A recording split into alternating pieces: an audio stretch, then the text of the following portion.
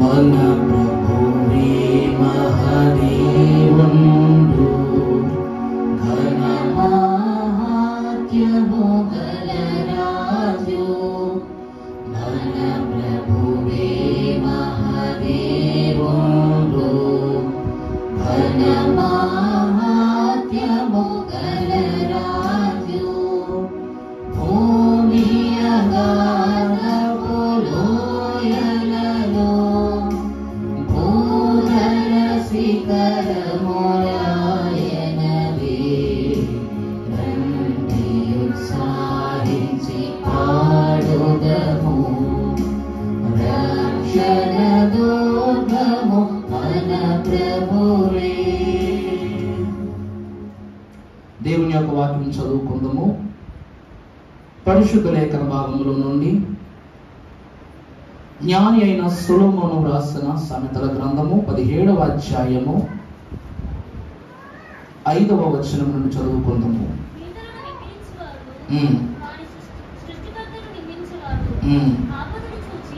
అమ్మా, ఆపదలను చూచి సంతోషించువారు. చాలండి. ఇప్పుడు ఒక మాట ఉంది కదా, ఆ తర్వాత వచ్చిన మైక్లో చదువు. మైక్ వాడను కదా, లేవు కదా. కుమారుల కుమారులు వృద్ధులకు కిరీటము, తండ్రులే కుమారులకు అలంకారము. చాలా ప్రార్థన చేసుకుందాం. సమస్త జ్ఞానమునకు మించిన నీ వాక్యమును మాకు బయలుపరచిన మా ప్రియ పరలోకపు తండ్రి, లోకములో పాపమున్నప్పటికీ పరిశుద్ధత కూడా ఉన్నది అని నీ పరిశుద్ధ వర్తమానముల యందు, ప్రమాణముల యందు, తీర్మానముల యందు సెలవిచ్చిన దేవా, ఈ దినము ఏ పద్ధతులను మేము ఈ వాక్యము ద్వారా నేర్చుకోవాలి, ఏ నడవడికను మేము పెంపార చేసుకోవాలి, ఏ తలాంతులను మాలో మేము ఫలింప చేసుకోవాలో నీవే ఈ వాక్యము ద్వారా మాకు బయలుపరచండి తండ్రి. నీకే స్తోత్రములు. మా జనకులు ఫాదర్ ఎం దేవదాసయ్య గారు బయలుపరచిన బయలు మిషన్లో నీ ఆత్మ సహవాసం కలిగి ఉండటము తన కృప ద్వారా ఏర్పరచునని మా జనకునికి సెలవిచ్చిన దేవా, అట్టి రీతిగా ఈ దినమున పరిముఖముగా సముఖముగా నీ పరిశుద్ధ సన్నిధి ఆశీర్వాదమును పొందుకుని ఈ పితరుల దినోత్సవములో నీ ఆత్మలో ఆత్మగా పరలోక తండ్రి యొక్క మహిమను పొందుకునే ధన్యత దయచేయుమని క్రీస్తు ప్రభువారి యొక్క పరిశుద్ధ పావన ద్వితీయ నామమున మిక్కిలి బ్రతిమలాడి వేడుకొనుచున్న మా ప్రియ పరలోకపు తండ్రి, ఆమేన్. త్రిత్వ దేవుని యొక్క మహిమాన్విత దీవెన మన హృదయమునకు సొగసైన మానికయు, మన శిరస్సునకు అలంకృత్యకారమైన కిరీటముగాను ప్రభు అలంకరింపజేసి పరలోకపు గవని యొక్క మహిమ బహుమానముతో నింపివేయును గాక. ఆమేన్. ప్రభునందు దేవుని ప్రియ స్నేహితులారా, సంఘ బిడ్డలైన వారులారా, ఈరోజు ఒక వాక్య వర్తమానం, ప్రత్యేకంగా ఒక వరుస క్రమంలో ఒక వాక్య వర్తమానం చెబుదాం అనుకున్నా. కానీ నిన్న సాయంకాలము మా తల్లిగారు ఫోన్ చేశారు. ఫోన్ చేసి, నాన్న రేపు ఉదయకాలం ఆరాధన బయలుదేరి వస్తున్నా ఉన్నారు. అలాగే అమ్మా, మంచిదన్నా అనగానే వెంటనే వారు అన్నారు, రేపొద్దున్న ఫాదర్స్ డే అన్నారు. ఈ ఫాదర్స్ డే యొక్క ప్రత్యేకతల గురించి మనము ఏ దినమునందు మాట్లాడుకోలేదు, కానీ ప్రతి దినము మాట్లాడుకుంటున్నాం. కారణం ఏమిటంటే మనము తండ్రి మిషన్లో ఉన్నవారము కనుక. అంటే ఈ ప్రత్యేక దినోత్సవం రోజు ఒక 4 మాటలు తండ్రులను గూర్చి మాట్లాడమన్నారు. కానీ తండ్రి మిషన్లో ఉన్నటువంటి వారు మనం 2-3 మాటలు మాట్లాడితే ఏం బాగుంటుందమ్మా? ఒక వర్తమానాన్ని సిద్ధపరుస్తానని నిన్న దినము రాస్తున్న పుస్తకం పక్కన పెట్టి క్రొత్త ప్రసంగాన్ని సిద్ధపాటు చేసుకున్నాం. దేవుని యందు ప్రియ బిడ్డలారా, బేసిక్గా మే నెలలో 2వ ఆదివారము మదర్స్ డే. ఎప్పుడు? మే 2nd సండే మదర్స్ డే వస్తుంది. ఆ తరువాత ఇది జూన్ నెల. ఈ నెలలో సండే అని చెప్పలేండి, డేట్ ఎప్పుడైతే అప్పుడు. ఈరోజు డేట్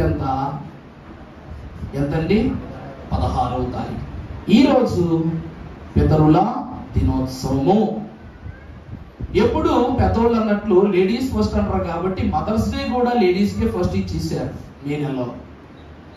ఫాదర్స్ తర్వాత ఎంతో బాధ్యతను భుజాలకు ఎత్తుకుని మోస్తారు గనక అందుకు ఫాదర్స్ డేకు జూన్ నెల ఇచ్చారనమాట. నిజమే, తల్లి తన గర్భమునందు బిడ్డలను 10 నెలలు మోస్తే తండ్రి మాత్రము శేష జీవిత కాలమంతయు బిడ్డలను వృద్ధి చేయుటకు ఏం చేస్తాడు? పురుటు నొప్పులు పడుతూనే ఉంటారు. మనము దేవుని యొక్క బిడ్డలము. ఆనాడు దైవజనుల దేవదాసయ్య గారు కూడా లూథరన్ మిషన్లో దేవుని యొక్క ప్రత్యేకతలో ఒక పరిశుద్ధునిగా సాగుతున్నారు. అయ్యగారిలో ఎంత రవ్వంత దోషము కూడా దొరలలేదు.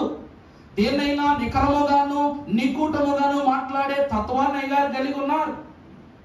అటువంటి తత్వములో ఉన్నవారికి అయ్యగారికి లూథరన్ వారి యొక్క నియమాలు పనులను బట్టి ఒక తప్పు జరిగితే అయ్యగారు ప్రశ్నించేవారు. ఆ ప్రశ్నల వల్ల మనల్ని అడిగేటంతటి వారైపోతున్నారు ఒక్కొక్కరునని. దీనికి కారణం దైవజనులని తెలిసి వారికి ప్రభు సంస్కారపు విందును నిరాకరించడము జరిగినది. ఆ తదుపరి ఆ సభాస్థల్లో బయటకు వచ్చేసిన దైవజనునికి దేవుడే స్వయముగా పాత్రనిచ్చెను, పూర్తి చేసెను. అలా పూర్తయిన తరువాత బైబిల్ మిషను స్థాపనము జరిగింది. 38వ వత్సరం 938వ వత్సరములో బైబిల్ మిషన్ యొక్క స్థాపనమును ప్రభు జరిగించారు. రాజమహేంద్రవరములో ఒక చిన్ని గదిలో పరిశుద్ధుడును కుమారుడిగా ఎంత చెప్పబడినటువంటి నా కుమారుడా నా ప్రత్యక్షతను నీకు కనపరుస్తూ ఉన్నాను బైబిల్ మిషన్ ఇచ్చారు ప్రభువు. అలా ఇచ్చిన తరువాత అప్పుడు దైవజనులు అన్నారట, అయ్యా అప్పటికి మిషన్ అందుకున్న తరువాత కూడా దేవదాసయ్య గారు లూథరన్ చర్చికి వెళ్ళటం మాత్రం మనలేదు, వెళ్ళేవారు, వెళుతూనే ఉండేవారు. ఆ తరువాత దైవజనులు దినమున క్రమమున వారి స్థితిని లూథరన్ వారు వారి యొక్క అంతస్తును లూథరన్ వారు రోజు రోజుకి ఏమైపోయిందంట? తగ్గుతూ వచ్చింది. ప్రభుని అడిగారట, అయ్యా ఏమిటి నాకు ఎందుకు ఇలా జరుగుతుందని దైవజనులు అడిగినప్పుడు అప్పుడు ప్రభు అన్నారంట, ఏ దినమున నేను నీకు పాత్రనిచ్చాను ఆ దినమునే నిన్ను ఏర్పరుచుకున్నాను, నువ్వు ఈ మిషనులోనికి రా అని అన్నారట. అనగానే దైవజనులు ముందుకేస్తే ఏమన్నారు? అయ్యా ఇది నేను పుట్టిన మిషను, పెరిగిన మిషను, బ్రతికిన మిషను, వృద్ధి చేయబడుతున్నటువంటి మిషన్ అంటే ఇది నా తల్లి అన్నారంట. లూథరన్ మిషన్ ఏమన్నారండి? నా తల్లి మిషన్ ఇది అనగానే వెంటనే ప్రభు అన్నారంట, అదే నేను అంటున్నాను, ఆ తల్లిని వీడి ఈ తండ్రి మిషనులోనికి రా అన్నారంట. అప్పుడు ప్రభువు రెండవ మారు ప్రత్యక్షతను కనపరిచి ఏమన్నారు? యువరాజు వలె నువ్వు నా యొద్దకు రా అన్నారంట. దేవుని ప్రియబిడ్డలారా, దేవుని వాక్యములో పరిశుద్ధుడు, జ్ఞానవంతుడు, పరలోక మర్మములను ఇశ్రాయేలు ప్రజలకు దైవ నియమము చొప్పున పంచిపెట్టిన మహాగణుడు, సామెతల గ్రంథకర్త అయిన సొలొమోను గారు 17వ అధ్యాయం 6వ వచనంలో ప్రత్యేకముగా రాసినటువంటి మాట చదవండి మరలా. కుమారుల కుమారులు వృద్ధులకు కిరీటము. చాలండి. ప్రభునందు దేవుని ప్రియ స్నేహితులారా, సంఘమైన వారులారా, కుమారుల కుమారులు వృద్ధులకు ఏమై ఉన్నారు? కిరీటము అయ్యున్నారు. కుమారుల కుమారులు అంటే ఎవరు చెప్పండి అమ్మా? కుమారుల కుమారులు, తండ్రి కుమారుల గురించి విన్నా, మరి కుమారుల కుమారులు ఎవరు? మనం ఎవరు అండి? యేసుక్రీస్తు ప్రభు వారి యొక్క రక్తము చేత తండ్రికి కుమారులుగా మార్చబడిన వారు. అంటే కుమారుని వలన మనం ఏమయ్యాం? తండ్రికి కుమారులమయ్యాం. అయ్యామా లేదా? మరి నా ఒకలా సూత్రేంటి? అయ్యామో లేదండి? కుమారుని రక్తము ద్వారా మనము తండ్రికి కుమారులమయ్యాం. కుమారుల కుమారులు ఏమై ఉన్నారు? వృద్ధులకు కిరీటములు. అంటే కుమారుడైన యేసుక్రీస్తు ప్రభువారి రక్తము చేత తడుపబడినటువంటి మనము రక్షణలోనికి వచ్చి తండ్రికి కుమారులై దైవజనులైన దేవదాసయ్య గారి యొక్క శిరస్సునకు బైబిల్ మిషన్ కిరీటమును ప్రభువు ధరింపచేశారు. ఎలా ఉన్నారు? యువరాజు వలె నా యొద్దకు రా. ఏమండి, దైవజనులు కిరీటం పడిందిగా వాక్యంలో కూడా. ఆ తర్వాత చదువు తల్లి. తండ్రులే కుమారులకు అలంకారం. తండ్రులు కుమారులకు ఏమిటంటండి? అలంకారం. ఈరోజు బైబిల్ మిషన్కు అలంకారం ఎవరు అంటే దేవుడే. దేవుడు దైవజనులు ఫాదర్ ఎం దేవదాసయ్య గారికి బయలుపరిచిన ఎవరంట? స్వయంగా దేవుడే. ఎవరైనా ధైర్యంగా పెట్టుకోగలరా? దేవుడే ఇచ్చాడు అనే ధైర్యంగా ఎవరైనా ఈరోజు పెట్టుకుని తిరగలరా? ఈరోజు నేనున్నాను, నాకు దేవుడే స్వయంగా బాప్తిసం ఇచ్చారు, దేవుడే స్వయంగా అభిషేకం వచ్చారు, దేవుడే స్వయంగా ఏర్పాటు చేశారు అని బయటకు వచ్చి చెప్పానంటే ఏమంటారు? నన్ను పిచ్చివాడు అంటారు. అంటారండి. అలాగున దైవజనులైన వారికి కూడా దేవుడే బైబిల్ మిషన్ను అనుగ్రహించారని చెప్పగానే రాజమహేంద్రవరము కూడా వృద్ధుడు ఏమైపోయాడు? పెద్ద వయస్సు వాడవటం వలన భ్రమలోను పిచ్చితనములోను మాట్లాడుతున్నాడని రాజమండ్రి వారు దైవజనులు పక్కన పెట్టారు. ఆ తరువాత ఆ ప్రాంతము దాటి గోదావరి దాటి ఎక్కడికి వచ్చారంట? తడేపల్లి గూడానికి వచ్చారు. అక్కడ కూడా వరుసదే ఇన్ని అద్భుత మర్మాలు చెప్తున్నారు. దైవజనుని మీద మంచి ఆశ పడుతుంది అందరికి. కానీ ఈ మర్మాలు ఎక్కడివి అని అడిగితే దేవుడే చెప్తున్నారు, దేవుడే ఇస్తున్నారు, దేవుడే కనపరుస్తున్నా చెప్పగానే ఇతను మోసగిస్తున్నాడు. తోసేశారు. ఏలూరు వెళ్ళారు, తోసేశారు. విజయవాడ వెళ్ళారు, తోసేశారు. బేతేలు గృహానికి వెళ్ళారు, తోసేశారా? దేవుడు పంచ గాయములలో మన భద్రపరిచినట్లు 5వ స్థానముగా చెప్పబడిన ఎక్కడండి? కకాని స్వస్తిశాల బేతేలు గృహవాసులైనటువంటి వారు 5వ స్థితిలో ఉండి పంచగాయముల స్థితిలో ఉండి. ఈరోజు చూసారా, ఈ 5 ప్రాంతాలు మహోత్సవాల్లో ఉన్నాయా లేదా? బైబిల్ మిషన్ అధికార వర్గములో 5గురు ఈ వరుసల్లో ఉన్నారు. మిషన్లు సెపరేట్ అయిన అధికార వర్గం ఉందా లేదా? రాజమండ్రి మన సెక్రటరీ గారు ఉన్నారు, ప్రశాంత్ కుమారయ్య గారు ఉన్నారు. తాడేపల్లి కూడా వదిలేసేయండి. ఏలూరు జోన్ తోకల్పల్లి ప్రసాద్ గారు అధికారిగా పనిచేస్తున్నారు అక్కడ వారు. తర్వాత విజయవాడ వైస్ ప్రెసిడెంట్ గారు జాన్ దేవస్య గారు పనిచేస్తున్నారు. ఇక గుంటూరు మన కేంద్రము ఎవరట? మన అధినాయకులు శామ్యుల్ కిరణయ్య గారు పనిచేస్తారు. సారథ్యము సన్నిధిలో పుట్టింది. ఎందుకు అనగా కుమారులు తండ్రికి ఏమై ఉన్నారండి? చదవమ్మ మాట. కుమారుల కుమారులు వృద్ధులకు కిరీటములు, తండ్రులే కుమారులకు అలంకారము. తరువాత అహంకారముగా మాటలాడుట చాలండి. దేవుని యందు ప్రియమిత్రులారా, ఈరోజు అహంకారముగా మాటలాడుట ఎవరికి తగదు? ఎవరికి తగదు? బుద్ధి లేని వారికి తగదు. నాకు ఒక మాట చెప్పండి. ఈ రోజు వరకు దేవుని వాక్యంలో ఎన్నో గొప్ప గొప్ప సంగతులు మనం వింటూ ఉన్నాం. గరుడైనటువంటి సమూయేలు గారు తల్లి ముఖము కూడా సంపూర్ణముగా తను చూడలేని వయస్సులోనే తల్లి ఏం చేసింది? ఆలయమునకు సమూయేలు గారిని ఇచ్చేసింది. అప్పుడు సమూయేలు అనుకోవాలి, నా తల్లి నన్ను ఎందుకు విడిచిపెట్టేసింది? నా తల్లి నన్ను దేవుని సన్నిధిలోకి ఇచ్చింది సరే, కనీసం ఈ బిడ్డను చూడడానికి ఒక్కసారైనా వచ్చిందా? ఒక్కసారైనా ఈ బిడ్డను దగ్గరికి తీసుకుందా? నాన్న ఎలా ఉన్నావు, తింటున్నావా, సరిగా ఉంటున్నావా అని ఒక్కసారి నా తల్లి అడగలేదు. కుమారుడికి బాధ కాదండి? చిన్నవాడికి బాధ కాదు తల్లి ప్రేమ. అందును బట్టి తన తల్లిని ఏ రోజైనా సమూయేలు తిట్టాడా? ఏ రోజైనా తల్లిని దూషించాడా? ఏ రోజైనా తల్లిని చెడు మాట్లాడాడా? అట్లా ఎందుకు అంటే అతను ఎవరంట? అహంకారము లేనివాడు, బుద్ధి గలవాడు. దేవుని వాక్యములో తల్లి ప్రేమను దూషించలేని సమూయేలు తండ్రి ప్రేమను పొందుకున్నాడు కాబట్టి ఆ తల్లి ప్రేమ అతనికి చెడుగా కనపడలా. నా తల్లి ఎవరికి ఇచ్చేసింది? నన్ను తండ్రికి ఇచ్చింది. అంతే కదమ్మా? ఆమె ఏమని కోరుకుందండి? యెహోవాయే ఆమె పక్షముగా ఉన్నారు గనుక ఆమె యెహోవాను ఆమె తండ్రిగా భావించింది. నాకు కుమారుడు పుట్టిన తరుణమున పాలు విడవగా నేను నా కుమారుని నీ సన్నిధిలోని ప్రతిష్ఠిస్తాను చేస్తానని కోరుకుంది. ఆ రీతిగానే తండ్రికి ఇచ్చిన మాటను బట్టి ఈ తల్లి బిడ్డని చేసింది. ఆ తల్లి ఇక కంగారు పడనక్కర్లా. ఎందుకంటే బిడ్డ ఎక్కడ ఉన్నాడు? తండ్రి దగ్గర ఉన్నాడు.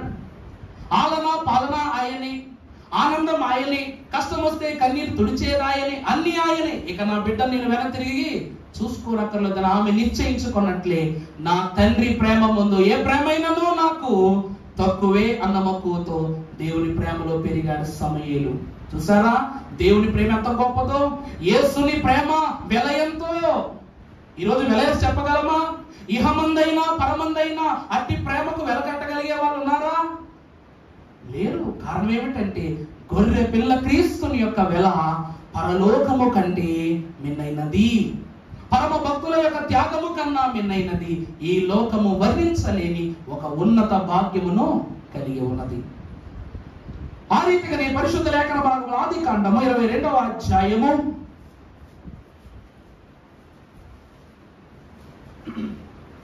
7వ వచనం చదవండమ్మా. ఇస్సాకు తన తండ్రి అయిన అబ్రహాముతో నా తండ్రి అని పిలిచెను. అందుకతడు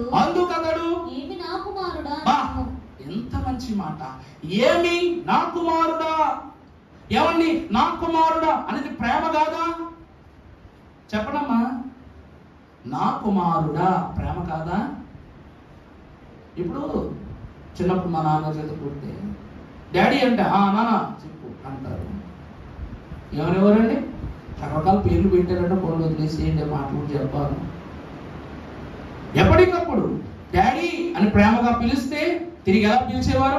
చెప్పు నాన్న ఏంటి? ఇదే కదండి ప్రతి తండ్రి అనే మాట. మనం కోపంగా అరిసినా చెప్పుడా ఏంట్రా అంటారే తప్ప ఆయన కూడా రివర్సల్ ఇస్తారా?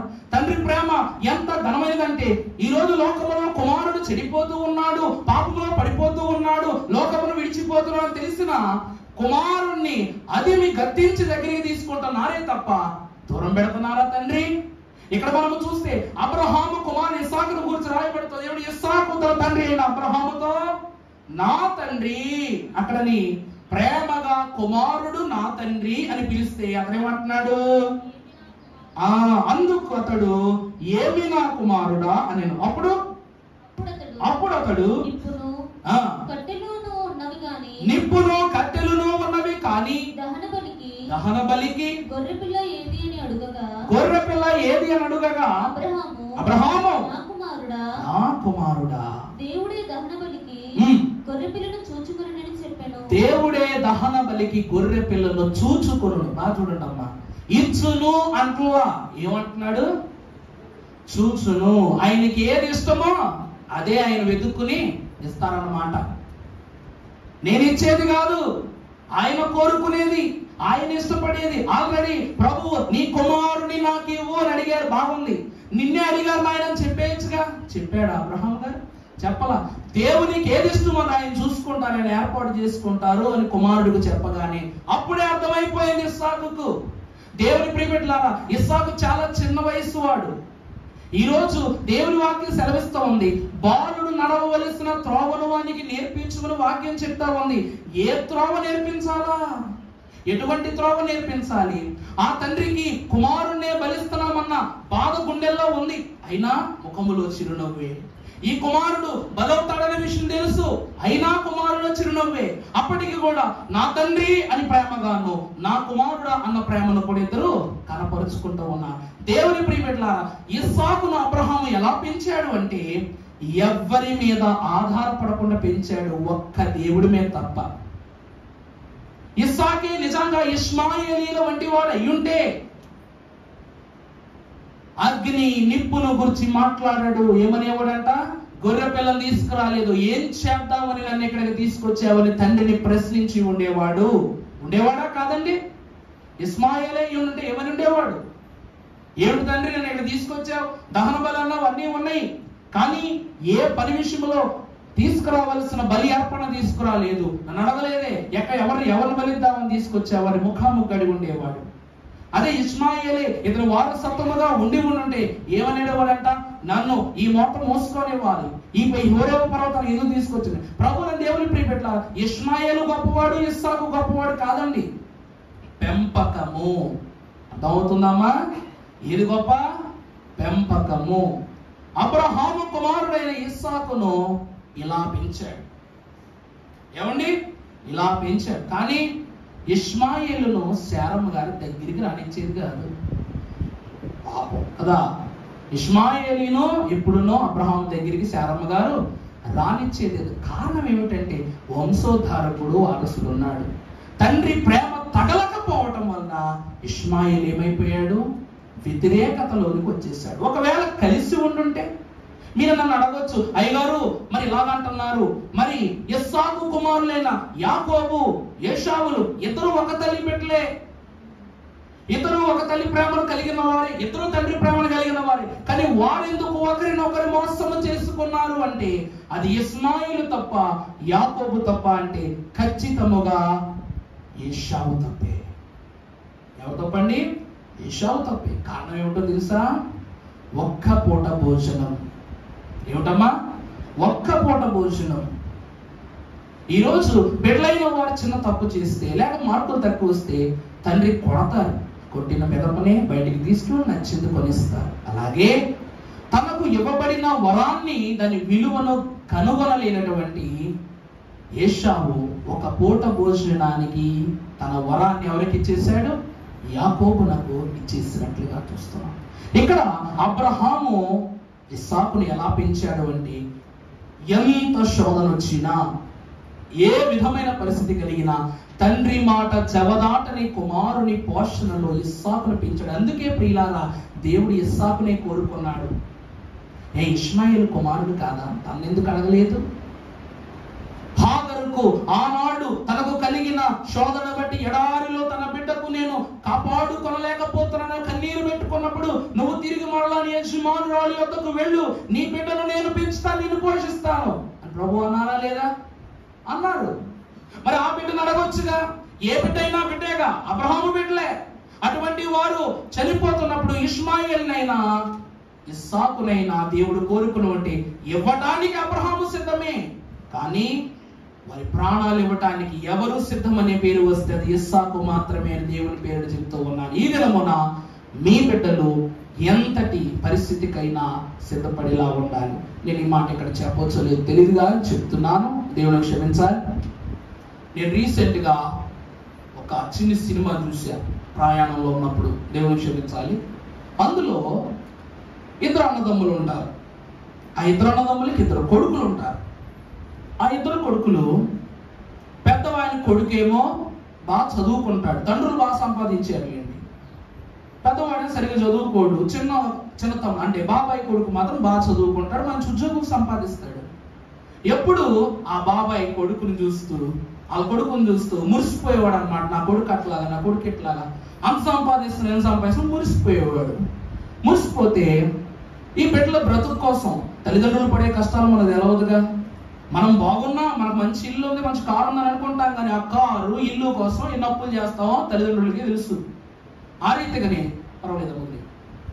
అలాగా ఉన్నప్పుడు మన పరిస్థితిని బట్టి ఒకరోజు వాళ్ళ ఇంట్లో అప్పు తీసుకున్నటువంటి వ్యక్తులు వచ్చి కొడతా ఉంటారు అనమాట. వాళ్ళ బాబాయ్ని తిడతా ఉంటే అప్పుడు వాళ్ళ నాన్న అంటాడు, ఏమండి ఏమనుకోబాకండి, ఒక 2 నెలల టైం ఇవ్వండి, మీ అప్పు మొత్తం ఇచ్చేస్తానంటే అప్పుడు ఆ అప్పు ఇచ్చిన అతను అంటాడు, నాకు నీ మీద నమ్మకం లేదు, అందువలన నువ్వు నాకు ఇప్పుడే కట్టాలి అప్పు అని చెప్పేసి భీష్మించి కూర్చుంటే అప్పుడు వాళ్ళ అన్నయ్య వచ్చి, ఎవరు హామీ ఇస్తే ఇవ్వకపోతే ఏం పోయింది, నేను హామీ ఇస్తాను అని చెప్పేసి వాళ్ళ అన్నయ్య అంటాడు. సరే అని చెప్పేసి వాళ్ళ అన్నయ్య హామీ ఇస్తే అప్పుడు అంటారు ఈ బాబాయ్తో, మీ కొడుకును కూడా సంతకం పెట్టమని చెప్పు అంటాడు పేపర్ మీద. అంతే కదండి. ఈరోజు నువ్వు ఒకవేళ నాకు అప్పు ఎగ్గొట్టేస్తే, లేకపోతే నువ్వు వదిలేసి పారిపోతే మరి నేను ఎవరిని అడగలందుకు నీ కొడుకు సంతకం పెట్టించు అంటాడు. అలాగని వీడు బాగా చదువుకున్నాడు, వాడు డబ్బు సంపాదిస్తున్నాడు, అంత బాగుంది, తండ్రికి మంచి కొడుకు కూడా. అప్పుడు ఆ కొడుకుని పిలిచి, నాన్న సంతకం పెట్టు బాబు అంటే వీడు అంటాడు, నేను పెట్టను నాన్న అంటాడు.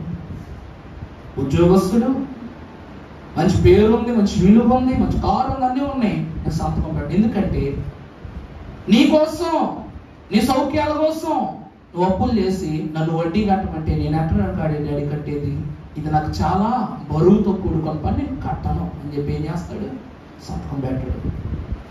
అప్పుడు ఈ అప్పును వాడు అంటాడు, నీ కొడుకే నిన్ను నమ్మటం లేదు. ఏమిటండి, నీ కొడుకే నిన్ను నమ్మట్లా, నేను ఎల్లమ్మను ఒప్పించినోడిని అనగానే అప్పుడు ఆ బాబాయ్ వాళ్ళ అన్న అంటే వాళ్ళ నాన్నగారు ఏం చేస్తారంటే వాళ్ళ పైన వాళ్ళ అన్నగారు ఏం చేస్తారు, నేను హామీ ఇస్తాను అనగానే ఆయన సంతకం పెడతాడు. కనీసం మీ కొడుకైనా సంతకం పెడతాడంటే వీడికి చదువు లేదు, గొప్ప లేదు, డబ్బు లేదు, ఏమి లేదు, తండ్రి సంపాదించిందే ఖర్చు పెట్టే కొడుకు. వీడేం చేస్తాడు, తక్కువని వచ్చి వాళ్ళ నాన్న ఇలా పక్కకు జరపగానే సంతకం పెట్టేస్తాడు. ఇప్పటికీ నాకు ఆ ఫీల్ ఉన్నటువంటి ఆ సీన్ చూస్తూ ఉంటే నాకు ఎప్పుడు అనిపిస్తుందో తెలుసా, ద లవ్ ఆఫ్ ఫాదర్ అంటే పెంపకం.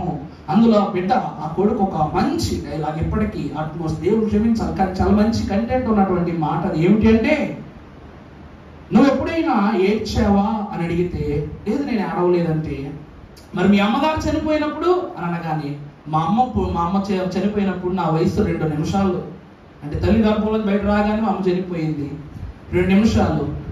ఆ ఏడ్చిన ఏడుపులో ఈ ఏడుపు కూడా పుట్టుకుపోయి ఉంటది.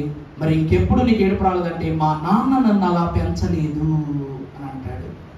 అంటే తండ్రి ఎలా పెంచాడంట బిడ్డని, కన్నీరు కార్చబడకుండా పెంచాడు, కష్టం దగ్గరికి రాకుండా పెంచాడు. ఏమండి, దేవుడు అడిగాడన్న ఒక్క మాటను బట్టి ఇస్సాకును కట్టెలు మోయించాడు, పర్వతం ఎక్కించాడు, రోరుముగా నడిపించాడు, మోరియా పర్వతం వరకు నడిపించాడు. కానీ ఏ రోజైనా ఇస్సాకు పొలములోనికి వెళ్ళి దుక్కి దున్నాడా, కాసినటువంటి పంటను కోసుకొచ్చాడా, బరువులు మోసాడా? పని వాళ్ళు లేరా ఇస్సాకు?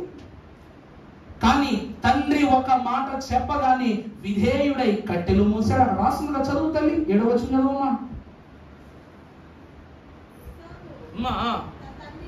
తన తండ్రి పైన వచ్చిన దహన బలి కట్టెలు తీసుకొని తన కుమారుడకు ఇస్సాకు మీద పెట్టి నిప్పును కత్తిని పట్టుకొని పోయాను. చూసారా, ఆ కట్టెలన్నీ కుమారునికి అప్పగించి, కావలసిన పరిసరుకులన్నీ కుమారునికి అప్పగించి, ఎప్పుడు భారము చూడని కుమారునికి మొట్టమొదటిసారి భారాన్ని పెట్టాడు. కారణం ఏమిటి అంటే తండ్రి మాట. ఆ తండ్రి మాటకు ఈ కుమారుడు, ఈ తండ్రి మాటకు ఆ కుమారుడు యోగ్యత కలిగిన వారై ఉన్నారు కనుక ఎంత గొప్ప పెంపకమో చూసారా.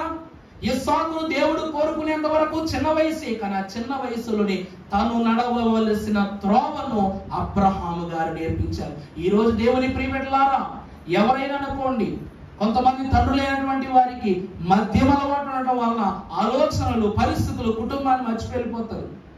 కానీ ఆ బిడ్డల బాధ తరువాత వారి నాశనం అయిపోయినప్పుడు మాత్రం తెలుస్తుంది. ఈ రోజుకి మాకు ఒక పెద్ద కొరత, ఎవరికైనా పెద్ద కొరతే. కారణం ఏమిటి అంటే, a father be the first hero of a family and the children అని రాశారు. ప్రపంచంలో ఎంత గొప్ప గొప్ప వారున్నా కుటుంబాలకు, వంశాలకు, బిడ్డలకు, వంశావళిలో ఉన్న ప్రతి ఒక్కరికి తండ్రి మొదటి నాయకుడు, మొదటి హీరో. అబ్రహాము ఇస్సాకు యొక్క హీరో, ఇస్సాకుకు అబ్రహామే హీరో. మనందరికీ మన తండ్రి అయిన దేవుడే హీరో. దేవుని ప్రియబిడ్డలారా, అది అబ్రహాము పెంపకము. ఇక తరువాత నోవాహు యొద్దకు వచ్చేసరికి ఆది కాండము, హెబ్రీయులకు రాసిన పత్రిక 11వ అధ్యాయము 7వ వచనం చదువుకుందాం.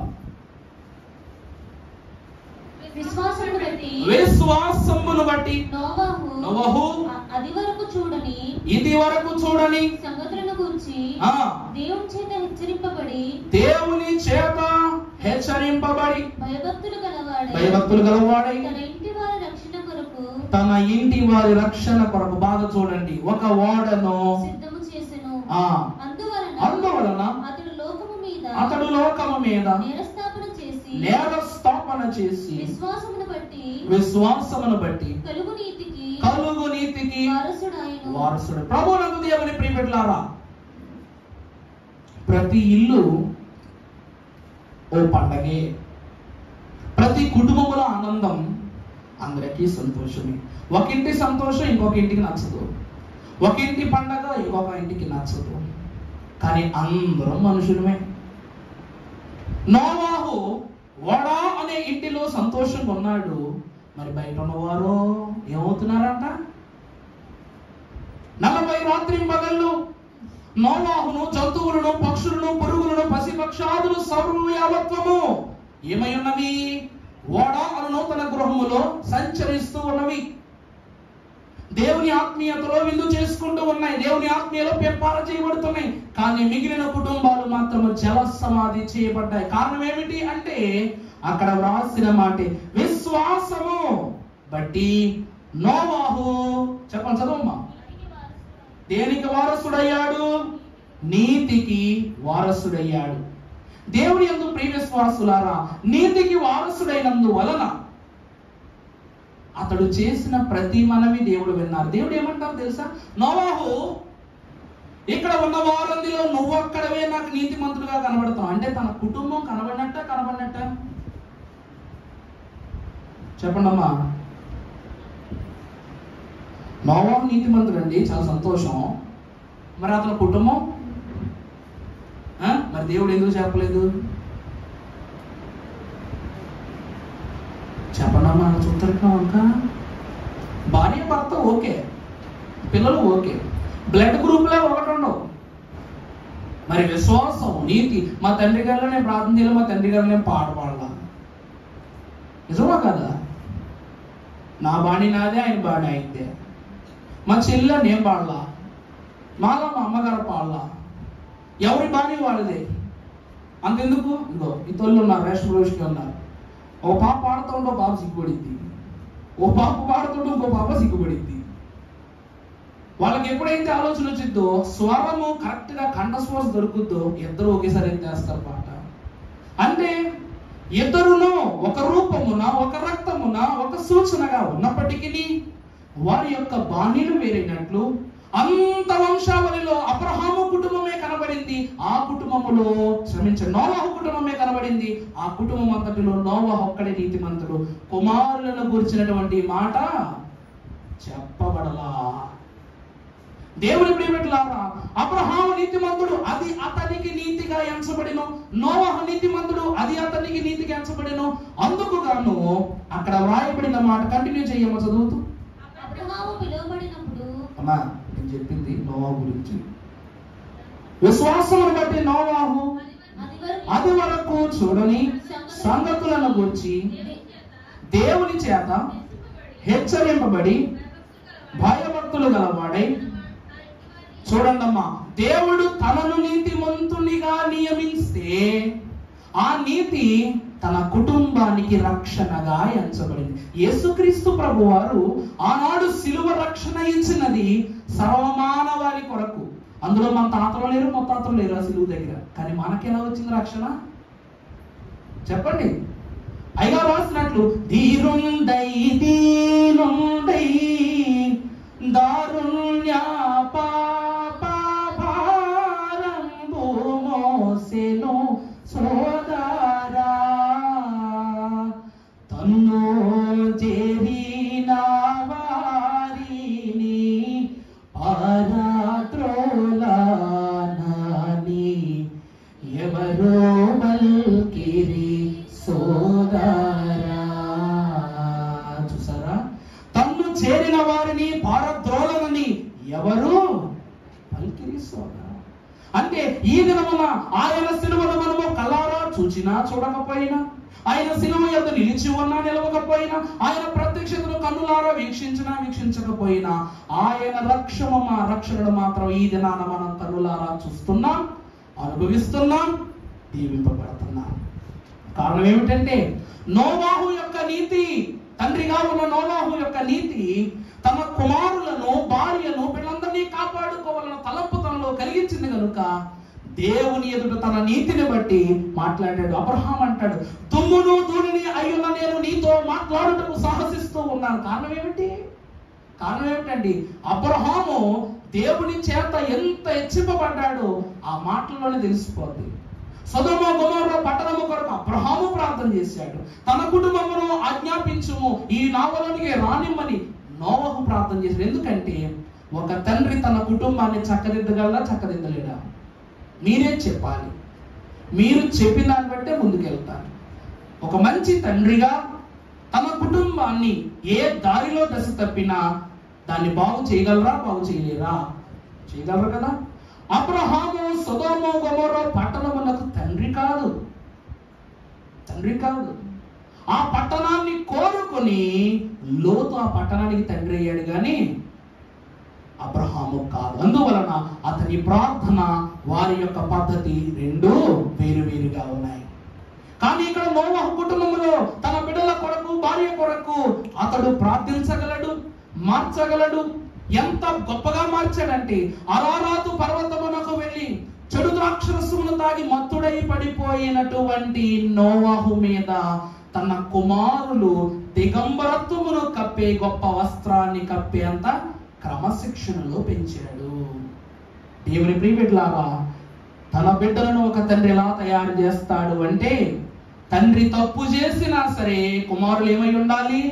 తండ్రి పరిస్థితులను చక్కదిద్దాలి. అంతే తప్ప ఏ విషయములోనూ మా నాన్న తప్పు చేశాడు, నేను మా నాన్న పట్టించుకోను, మా నాన్న జోలికి పోను, మా నాన్నతో మాట్లాడను, మా నాన్న దూరమై ఉంటాను, నా బ్రతుకున్నదే అనుకుంటే ఎట్లా? నోవాహు నీతిమంతుడే, కానీ లోకం ఏమంటారు తెలుసా? వ్యసనపరుడు అంటది. నోవాహు ఎవరండి? వ్యసనపరుడు, ముందవుతాడు. అందుకు గాను లోకమంతా వ్యసనపరుని చేస్తే అతని నీతిని బట్టి నోవాహు అరారాతు పర్వతము అనగా స్తుతి చేయబడినటువంటి ఆ కొండ మీద చెడు ద్రాక్షరసాన్ని అతడు పానం చేశాడు. అందుకు ఆ కుమారులు, నా తండ్రి ఇట్లా ఉన్నాడేంటి, ఇతను విడిచిపెట్టాలని విడిచిపెట్టారా? విడిచిపెట్టలేదు. ఒక వస్త్రాన్ని తీసుకుని వచ్చి తన తండ్రి యొక్క దిగంబరత్వాన్ని కప్పారు. ఈరోజు మన తండ్రి తప్పు చేయొచ్చు, మనము ఏం చేయాలి? ఆ తప్పులను చక్కదిద్దాలి. ఇది ఒక భాష, తెలుగులో సంస్కృతం ఐ థింక్. పుత్రుడు అంటే ఏంటండి? తెలుగు బాగా చెప్తారు ఇక్కడ. పొన్నామ నరకము నుండి తండ్రిని తప్పించువాడు. పొన్నామ నరకం అంటే పాపం, దోషం, చెడు క్రియల నుండి తన తండ్రిని తప్పించగలవాడు ఎవరు? కుమారుడు. తన తండ్రి చేసిన దోషాన్ని కవిపుచ్చిన నోవాహు తన బిడ్డలను ఎలా తయారు చేశాడంట? సమర్థవంతుల కింద తన దోషాలను పరిమార్చేటువంటి బిడ్డలుగా తయారు చేశాడు. ఇది రెండవ ఆశీర్వాదం. ఇక మూడవది చూస్తే మీకు తెలియంది కాదు, తప్పిపోయిన కుమారుని కథ. తప్పిపోయిన కుమారుడు గురించి మీకు తెలియంది కాదు, మీరు విన్నది కాదు. ఆ తండ్రి ఏం చేశాడంట? నాన్న, నా ఆస్తి నాకు ఇచ్చేయి అని అడగగానే, తీసుకో బాబు అన్నాడు. నాన్న, నేను చెడు క్రియలు చేస్తానంటే, నాకు సంబంధం లేదు, ఏం చేసుకుంటావు చేసుకో. చేసిన ప్రతి చెడులోనూ తన కుమారుని క్షమించాడు, కానీ ఖర్చులలోనూ వదిలేశాడు, అన్నీ వదిలేశాడు. కుమారుని వదిలేశాడా? వదలలేదు. తిరిగి తిరిగి తిరిగి తిరిగి ఎవరెవరు తిట్టారో, ఎవరెవరు కొట్టారో అన్ని లెక్క కట్టుకుని తిరిగి నా తండ్రి అయినా సరే చివరికి నన్ను ఇలాగే చూస్తాడన్న తలంపుతో కుమారుడు వచ్చి అన్నాడు, నీ పని వాళ్ళలో ఒక పనివానిగా నాకు చోటివనడం. కానీ తండ్రి స్థానము కుమారుల బిడ్డల విషయంలో ఎప్పుడు చెరగని స్థితి. అందుకే ఆ కుమారుడు వచ్చినా కానీ ప్రశస్త వస్త్రమును తొలగించి ఉంగరమును పెట్టి విందు చేశాడు తండ్రి. దేవుని ప్రియబిడ్డలారా, ఈ రోజు ప్రభువు మనల్ని గురించి ప్రత్యేకముగా దేవుని యొక్క వాక్యంలో ఒక మాట చెప్తున్నారు. ఏమిటంటే, పాపివని నీకెవడో చెప్పెను, పావనుడావై యుండగను. పాపివని నీకెవడో చెప్పెను, పావనుడావై యుండగను.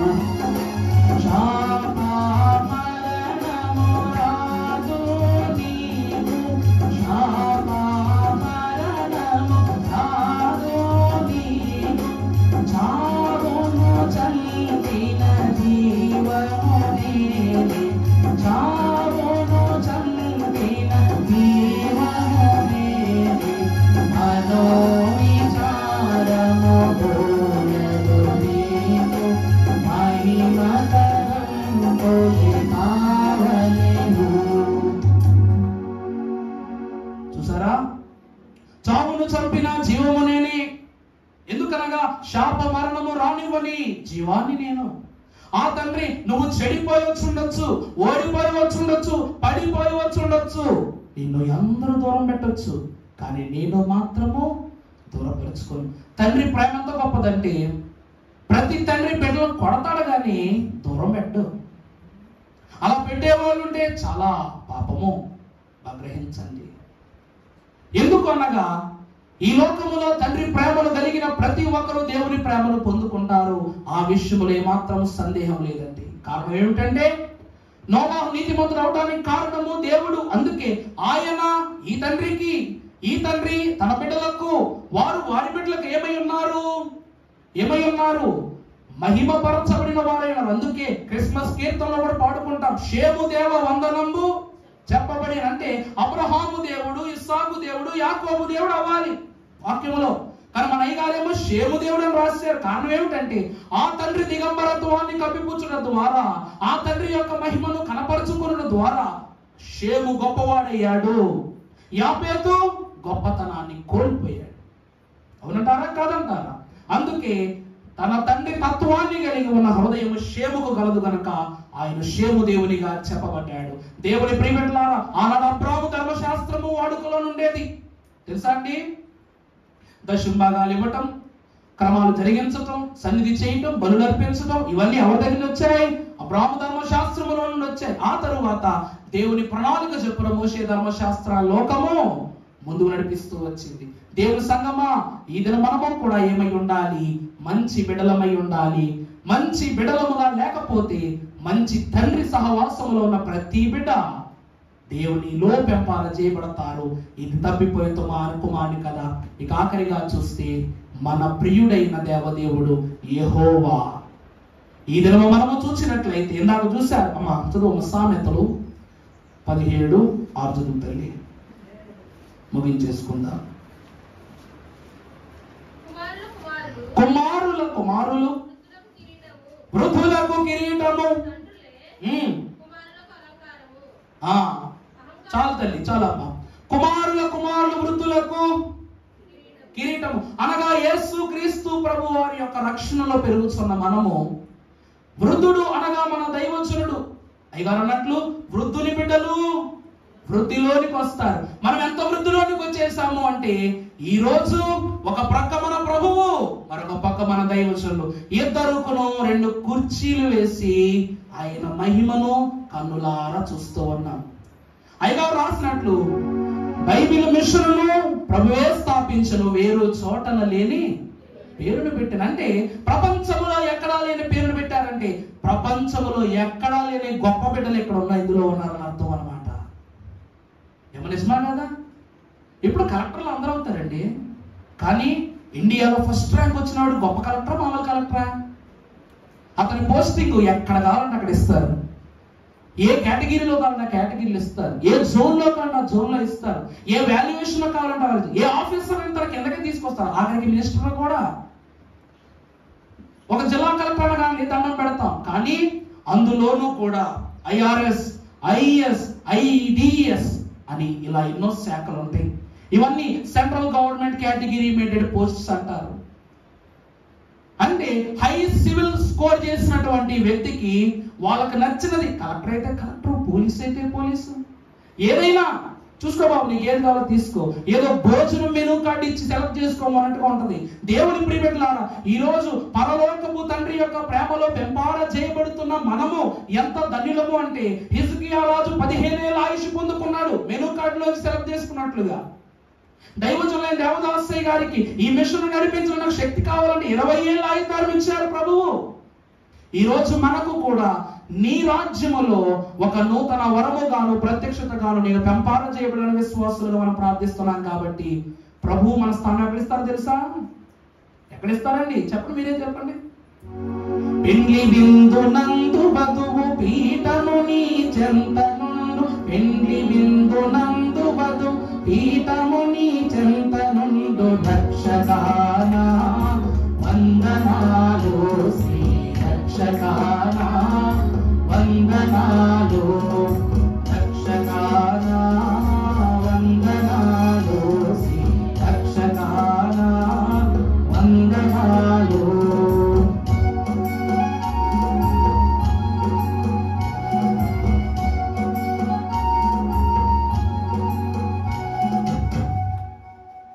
దేవుని ప్రియబిడ్డలారా, పెళ్లి విందులో వధువుగా సిద్ధపడిన మన పీఠం ఎక్కడ ఉండదంటండి? ఇప్పుడు కదా పాడారు, పెండ్లి విందునందు వధువు పీఠము అదే పాడారుగా. అంటే పాటలు మాట్లాడేం చెప్తే అర్థం అన్నమాట. మాటలే పాటలు పాటలే. దేవుని ప్రియబిడ్డలారా, అది మన స్థానం. ప్రతి తండ్రిని సన్మానించాలి. తన తల్లిదండ్రులు సన్మానించడం అంటే కుర్చీ సాలోగొప్తం కాదు. కుర్చీ సాలోగొప్తం కాదు. బెటర్ ఫంక్షన్ చేస్తాం కాదు. ఒక ఊళ్ళో అంట పాపం నాలంటూ ఒక అమాయకుడు ఉన్నాడంట. చిన్న బిడ్డ అంట పాపం. ఉంటేనో వాళ్ళ నాన్న వాళ్ళ అమ్మ నాన్నలకి మంచి షష్ఠపూర్తి ఫంక్షన్ ఏర్పాటు చేసాడంట.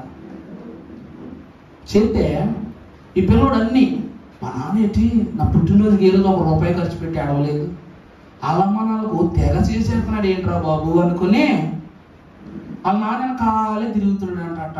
అట్ట తిరుగుతుంటే అప్పుడు ఆ సొట్టోడు గమనించి బాబాయ్ రా బాబా అని పిలిచేదంట. చెప్పండి అని చెప్పి అంటే, నువ్వేంద్రా నాయనా వెనకాల మీ నాన్న వెనకాల తిరుగుతున్నావు, ఏంటి సంగతి అని అంటే, ఏం లేదు మామయ్య గారు, ఇప్పుడు మా డాడీ ఈ పనులన్నీ ఆ నాన్న కోసం తెగ చక్క పెట్టేస్తున్నాడు, అసలు ఏంటో విషయం కనుక్కుందామంటే ఏం లేదురా, మీ తాత వాళ్ళు పెద్ద వయసు వాళ్ళు అయ్యారు, సిల్వర్ జూబ్లీ గోల్డెన్ జూబ్లీ వయసుకు వచ్చేసారు, అందువల్ల వాళ్ళకి షష్ఠి పూర్తి మీ డాడీ సెలబ్రేట్ చేస్తున్నాడు అంటేను, ఆహా అవునా అంటేను, మరి నువ్వెందుకు రా తిరుగుతున్నావు అంటే, మా డాడీకి ఎప్పుడు షష్ఠి పూర్తి చేద్దామా నేర్చుకుంటున్నాను నేను. అప్పుడు వాళ్ళ డాడీ ఏంటన్నాయ్ ఏంటి మా ఊడు ఏమంటున్నాడు అని చెప్పారంటేను, గొప్ప కొడుకుడు కన్నారా బాబు అంటే, ఏమంటున్నాడు అంటేను, నీ వెనకాల తిరుగుతుంటే ఏం రూపాయల సంగతి అని పిలిస్తే నీకు షష్ఠి పూర్తి చేయడానికి ఈ పనులన్నీ నేర్చుకుంటున్నాడు అని చెప్పాడంట. అంటే దాని అర్థం ఏంటి, ఇలా తొందరగా ముసలోడు అయిపోవాలని, తొందరగా షష్ఠి పూర్తి చేసేయాలి కాబట్టి ఇప్పుడే పనులు నేర్చేసుకుంటున్నాడు, తొందరగా ముసలోడు అయిపోయాడు, నీ కూడా షష్ఠి పూర్తి చేస్తాను అన్నాడంట. ఆ తండ్రికి వెంటనే హవాక్ అయ్యాడంట, టైడ్ ప్లస్ లాగా. దేవుని ప్రియబిడ్డలారా, అలాగే ఆ మాత్రం తొందరపాటు లోకంలో మనకు కూడా ఉండాలండి. మనం ఎంత తొందరగా రాకడలో ఎత్తబడితే అంత భాగ్యమా కాదా? ఈ లోకంలో ఇంకా నెరవేర్చడానికి ఏముంది? మీరు చెబితే నమ్మరు, మరి అమ్మగారిని ఎప్పుడు పలకరించినా అంటారు నన్ను. అంటే దాని అర్థం ఏంటి? ప్రభువా పిలువయ్యా బాబు, ప్రతి వాళ్ళకి సమాధానం చెప్పుకోలేకపోతున్నానని సమాధానం నాకు చెప్తుంటారు అన్నమాట. అమ్మ ఆరోగ్యం ఎలా ఉంది అని ఎవరిని అడిగా అనుకో, ఏదో ఉండాలి ఉంది. దేవుని ప్రియబిడ్డలారా, దేవునికి మహిమ కలుగును గాక. దేవుడు ఊరికి ఎవరికి ఇవ్వడు. కానీ ఇప్పటికీ నేను ఎలా ఉన్నాము అని ఎందుకు అడుగుతాను తెలుసా? వారు కర్ర పట్టుకున్నారు తప్ప ఇప్పుడు ఊరికి ఎవరు చేయి పట్టుకుని ఎవరు నడిపించింది లేదు. దేవుడు అంత బలం ఇచ్చాడు. మరి ఇంకా కర్మ ఏడు చెప్పమంటారా? నేను సంస్కారాలు ఇవ్వడానికి వెళ్ళినప్పుడు యూత్ పిల్లలు నాకు తీసుకెళ్తాగా, షూ వేసుకున్నాడు బాబు ఇటు రావు అని చెప్పేసి భుజం మీద చేసి సాక్స్ వేసుకోవాలి. నేను ఎంత కష్టదారని భరిస్తే వాళ్ళ ఇద్దారం ఏంటి మా ఇద్దారం ఏంటి, వాళ్ళ దీవునేంటి మా దీవునేంటి అర్థమైపోతుంది కదా. దేవుని ప్రియబిడ్డలారా, ఆ పరిస్థితి లేకుండా దివ్య దేవుడు తండ్రి పక్షముగా మనతో ఉండి మనం నడిపిస్తున్నాడు. అందుకే నిత్యము మనం ఒకే మాట చెప్పుకోవాలి, ఏమిటి అనగా, తండ్రికి నీ కుమారునికి నీ పరిశోధనకు జయం, తండ్రికి నీ కుమారునికి పరిశోధనకు జయము, ఇహ పరము నాయము, ఇహ పరము శాశ్వత కాలము జయము, సర్వలోక ప్రభువునకు సంపూర్ణ జయము. చాలా దేవునికి నిత్య మహిమ దీవెన కలుగునట్లు పరిశుద్ధ దేవుని యొక్క ప్రేమలో శాశ్వత కాలము జయము పొందుకునే ధన్యత త్రిత్వ దేవుడు మనకు దయచేయను కాక. పరిశుద్ధానికి స్తోత్రాలు. ఈ సమయంలో మాకు ఒక అలంకారముగాను తండ్రి యొక్క ప్రత్యేకత తెలుసుకున్న ప్రతి బిడ్డ తనలో ఉన్నటువంటి తప్పులను సరిచేసే తండ్రి గలవాడే, తన తండ్రిలో ఉన్న తప్పులను సరిచేసే మంచి కుమారుడు గలవాడే ఉండటానికి, మంచి కుటుంబముగా ఉండటానికి దయచేయండి. ప్రతి చోట ప్రతి నోట తండ్రి గౌరవమే కుటుంబ గౌరవముగా, కుటుంబ గౌరవమే సంఘ గౌరవముగా, సంఘ గౌరవమే పరలోక గౌరవముగా మీరే మార్చివేసి అందరి ఇళ్లలోనూ నీ సమాధాన స్థితిని దయచేయమని యేసు క్రీస్తు ప్రభు వారి అతి పరిశుద్ధ పావనామాన మిక్కిలి బ్రతిమలాడి వేడుకొంచును మా ప్రియ పరలోకపు తండ్రి. ఆమేన్. అందరికీ ప్రభు పేరిట మరణాత